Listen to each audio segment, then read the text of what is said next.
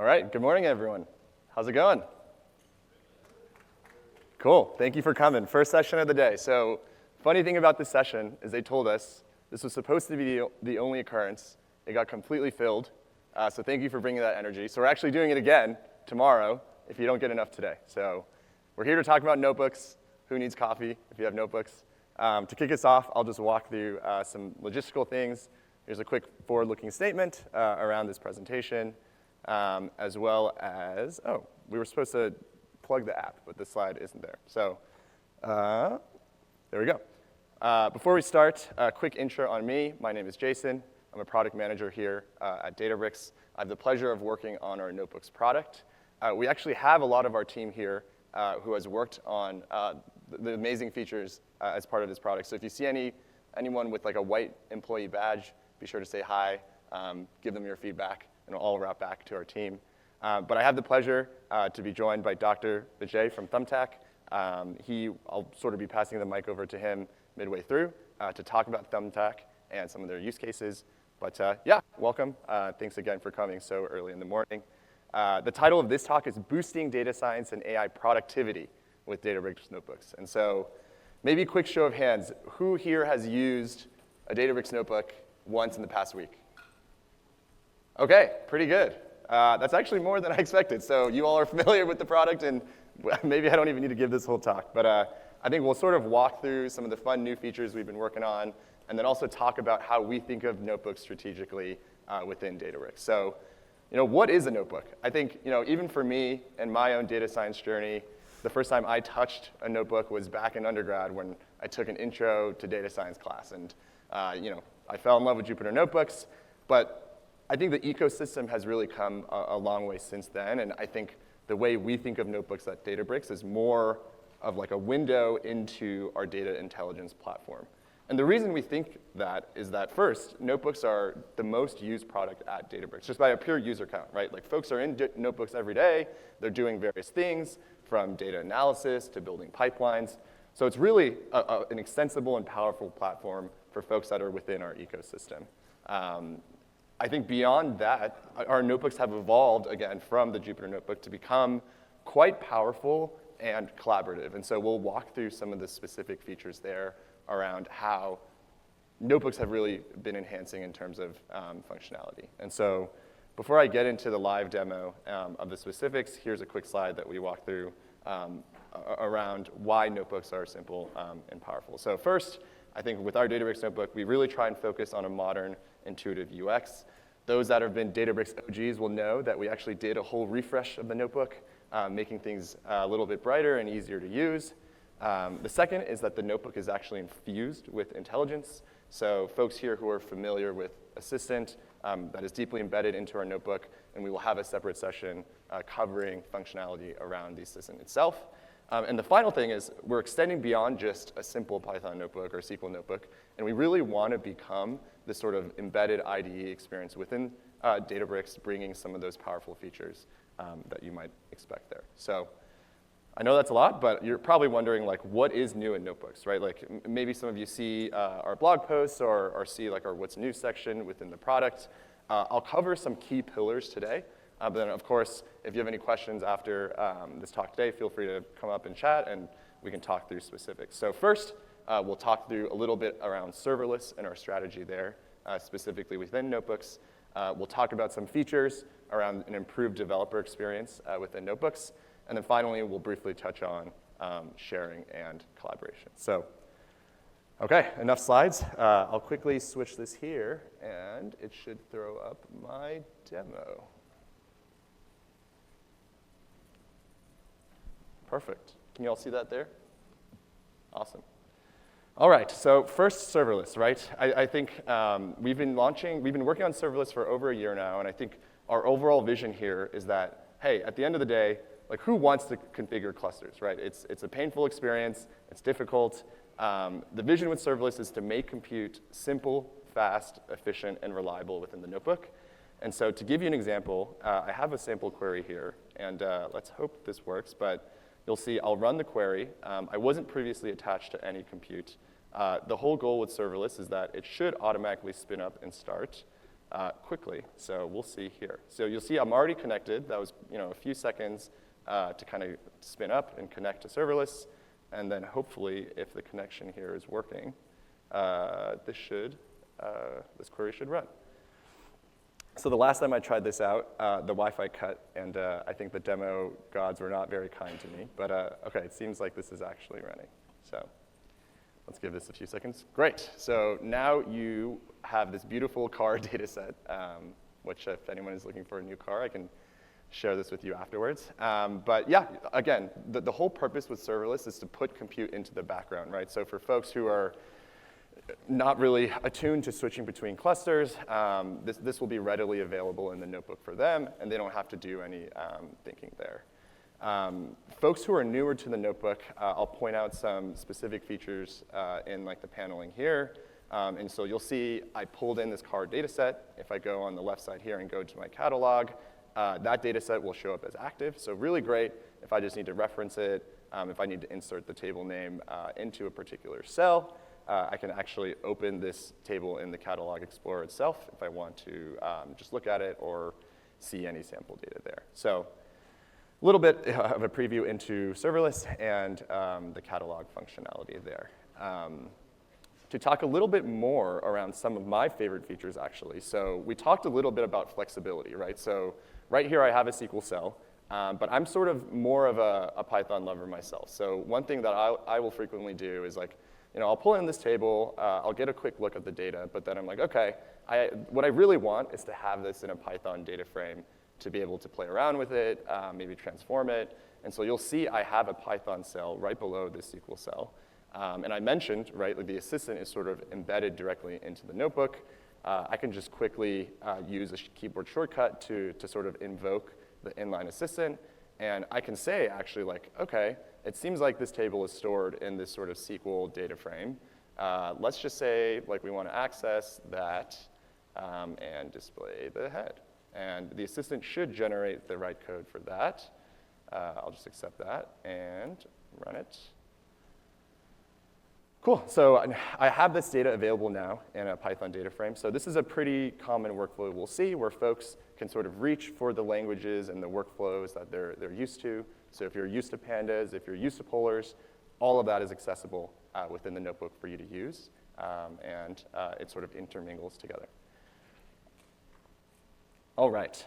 Talking a little bit about developer experience. So like I mentioned, we did a big UI overhaul of the notebook in the past year, but our team has also been working hard at basically pursuing these feature enhancements to make your developer experience in the notebook much easier and much more powerful. So the first thing you'll notice that I actually didn't call out is that right now in my notebook experience in the workspace, I actually have tabs. So this is available right now in production. It is default off.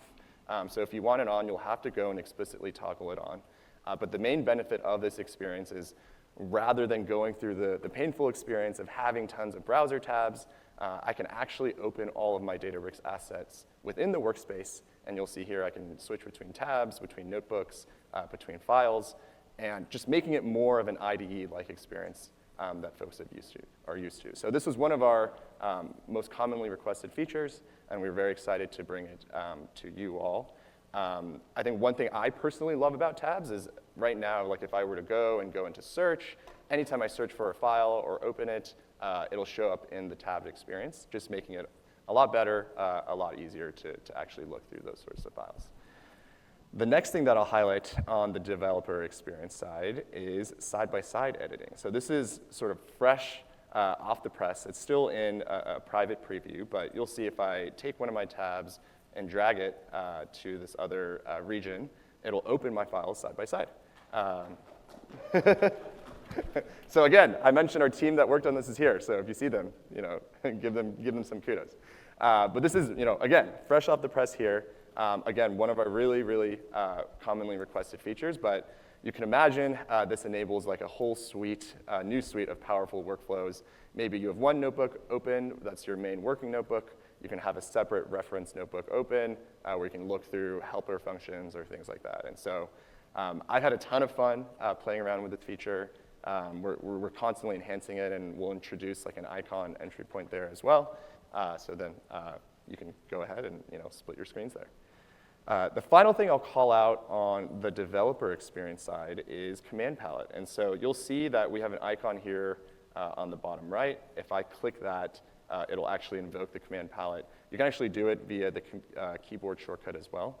But I'm just calling this out because this is one of my favorite new features as well. So you can use it both for navigation, to menu settings, for instance. If you're like, hey, I want to create a new view or something, and I forgot where to go in the menu to do that, you can use it to change themes. Basically, anything that's accessible in the menu is accessible there in the command palette. So again, just bringing some improved developer experience there. The final thing I'll call out is sharing and collaboration. So I think the reason sharing is so important to us at the Notebooks team is like we view the notebook as like a living, breathing document, right? It's a data artifact for you to maybe start some analyses, but the whole goal is to reach some sort of insight. And so the target flow there is to go do your analyses and share your notebook with your team. And so one feature I wanted to call out is we completely revamped our comment experience within the notebook. And so you'll see here, like if I go into any particular code snippet, it can be code. It can actually be markdown as well. If I go and comment, I'll say this is a great point.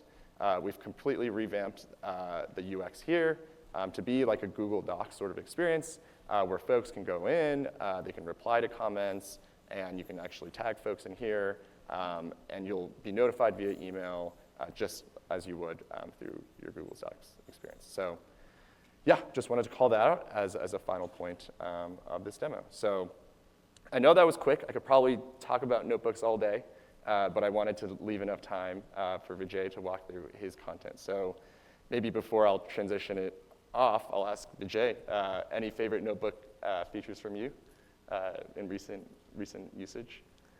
Pretty much I love them all.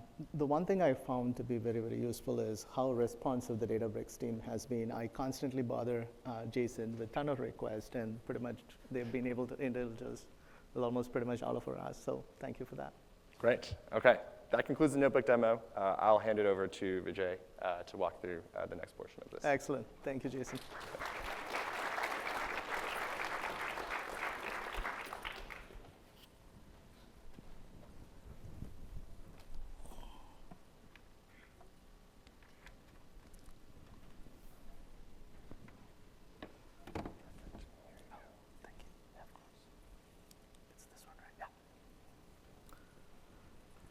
Excellent.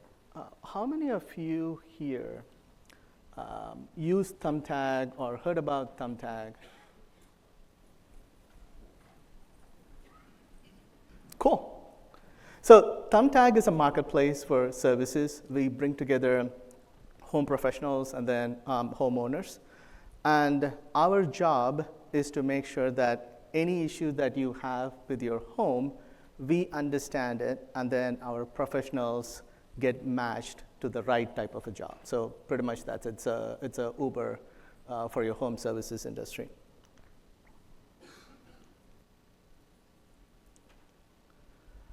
Okay, so our mission is helping the homeowners and then home professionals accomplish more overall. So at the core of it, we are an AI company.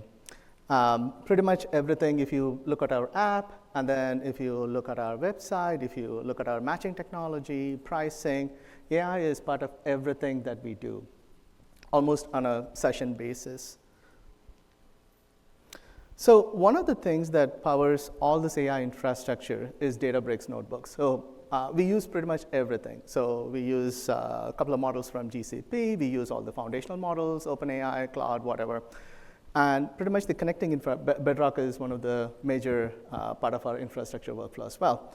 Pretty much the connecting theme across everything is our Databricks notebook workflow. All our multimodal search today runs out of Databricks Notebooks. All our multimodal customer experience in production also runs out of Databricks as well. So at the end of the day, we use a ton of LLM type of models today. I want to ask 3 quick questions to everybody. What do you think is a cost of a simple data bridge today? let's say you have a data breach. What will be an approximate average cost of the data breach today? Any guesses? Again, your employees won't be identified, so completely safe. I'm sorry? She's right on the money. Yeah, it's about 4.88. IBM did a study last year, and then for the whole of last year, the average cost of a data breach was about $4.88 million. So, excellent, thank you. How many of those data breaches do you think, or let me put that question in a different way. How many data breaches typically can be attributable to an issue with your AI model or some kind of a data leak from your AI model? Again, open question, no judgments here, feel free. 5%, 2%. Let's say there are 100 data breaches. How much of that is attributable to a model, a data leaking from your model, or something bad going on the data side from your model? 40%. I'm sorry? 40%. You almost killed me, man. So it's about 25% today, but I expect that number to kind of increase. So it's about 25% today, almost, for about every 100 data breaches that you have, especially on sensitive PII customer information, about 25% of it is directly attributable to a model. That's from a Verizon study that they did last year as well. Question number 3, compared to 2022 to 2024, can somebody tell me what is the percentage of increase in these type of breaches that is attributable to a data leakage from your notebooks? Just give me a number, percent. To a person is actually not a bad number. It's very close. It's about 300%. So McKinsey did a study in 2024. They released a couple of months ago. It's about attributable number of data breaches coming off that is directly attributable to a notebook data leak is about 300% or something, very close to 300%. So the common thread is all of us think that I will spin up a notebook, I will do something, everything is going to be for experimental purposes. But in reality, what happens is everything that we do, even for experimental purposes, gets into production at some point in some way, shape, or form. So what I'm going to talk about today is how do you kind of go about securing your end-to-end workflow when the whole workflow depends on some type of notebook. So there are about 8 in total that I can think of. Jason, feel free to add more. But the number one thing that you could do to secure your whole notebook infrastructure is make sure you centralize your LLM workflow. So everybody here, how many of you work with an LLM or some type of a multimodal model in your notebook or through your notebook environment on a daily basis? Okay, that's a good number. And how much of that work involves some type of sensitive data in the notebook itself or pulling some kind of sensitive data through a notebook? Just raise of hands, nobody? Okay, so these are the brave souls. I bet 70 to 80% of you use some type of sensitive data in your notebook. So now the first thing that could be done is have a good security layer. So you centralize all your workload into one cluster, one set of way of doing things, so that you reduce the attack surface.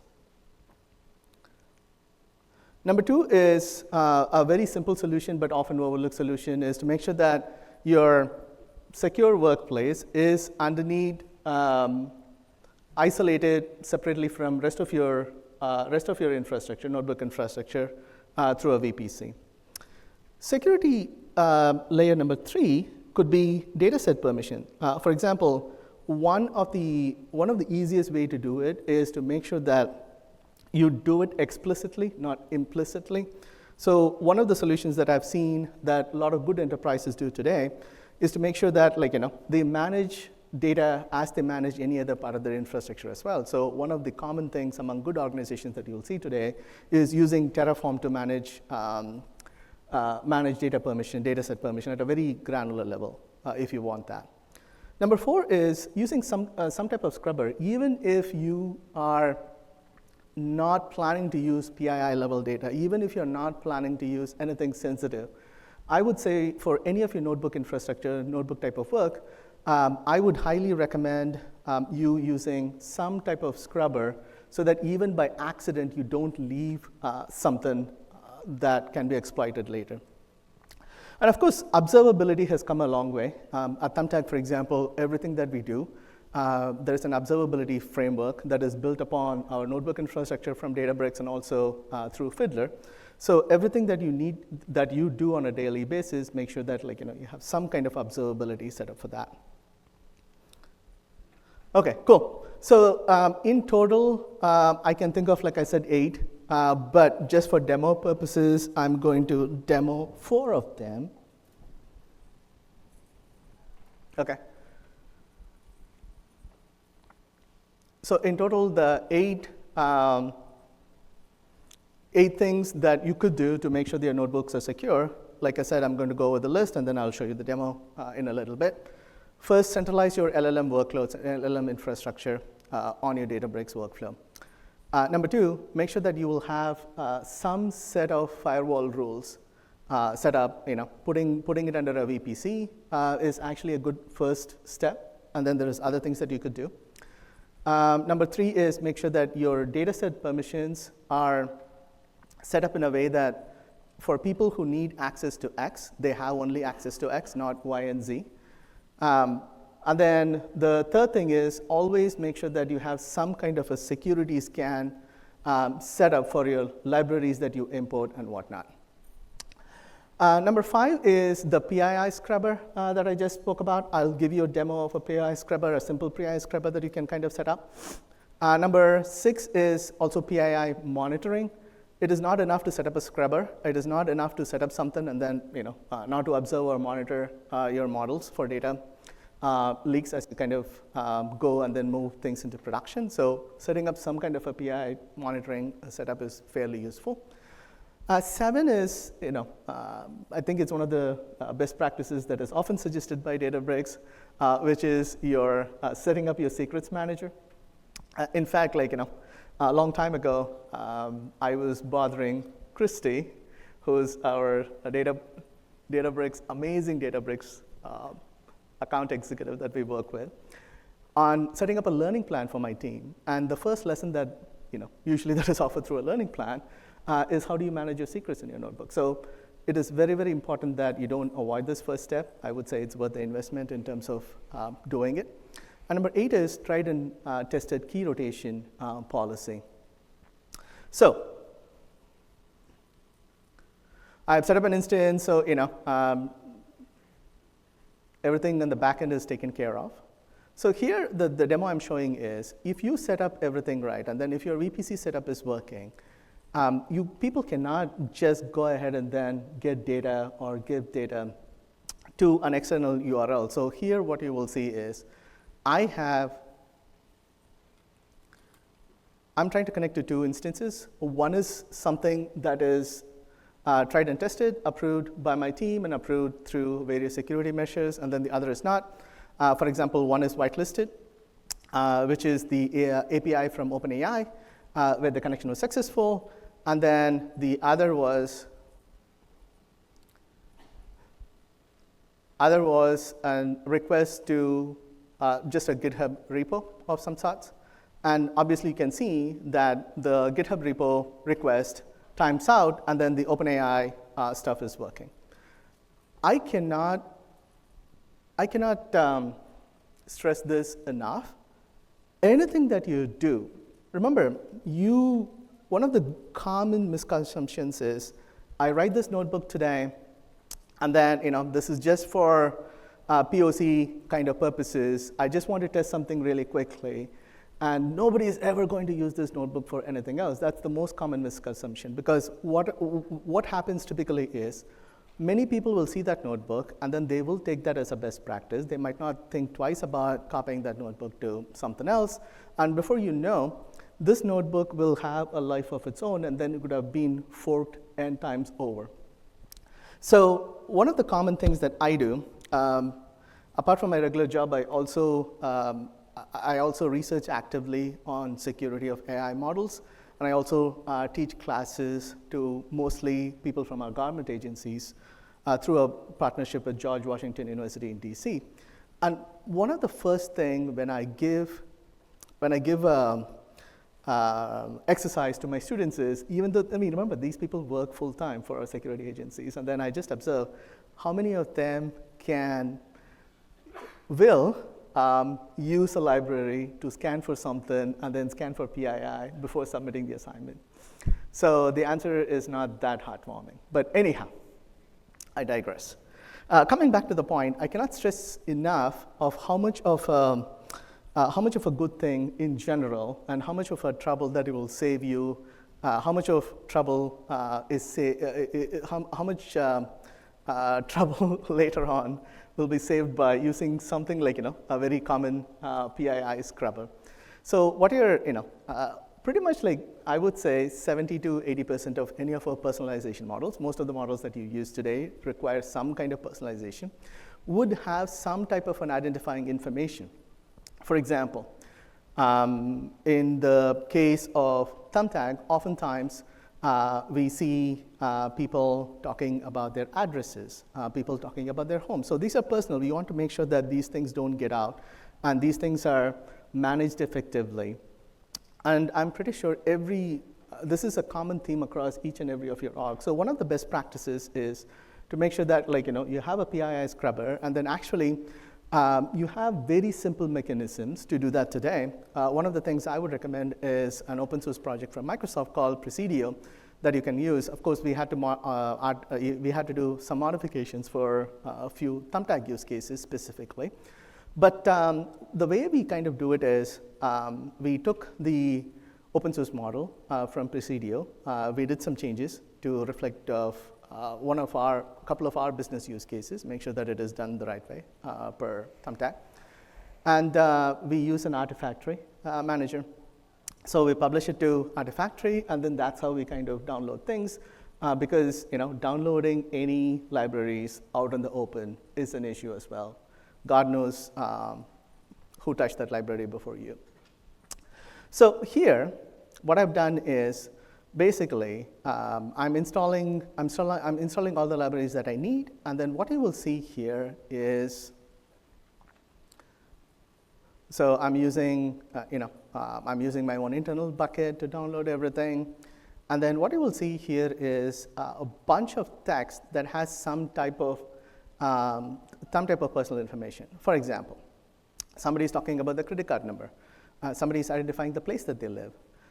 Somebody is talking about an email that they sent from an IP address.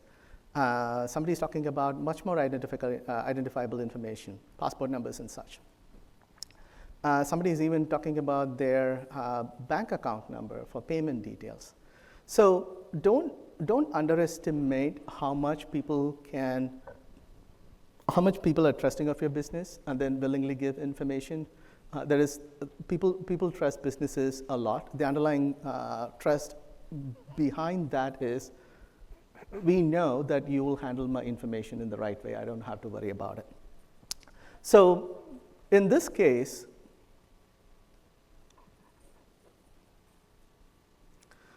look how I have kind of scrubbed all that information out using one simple library. Everybody can do that. It's one of the standard best practices, but in reality, I don't see it getting used that much. So I would highly recommend this as a best practice for all your notebooks.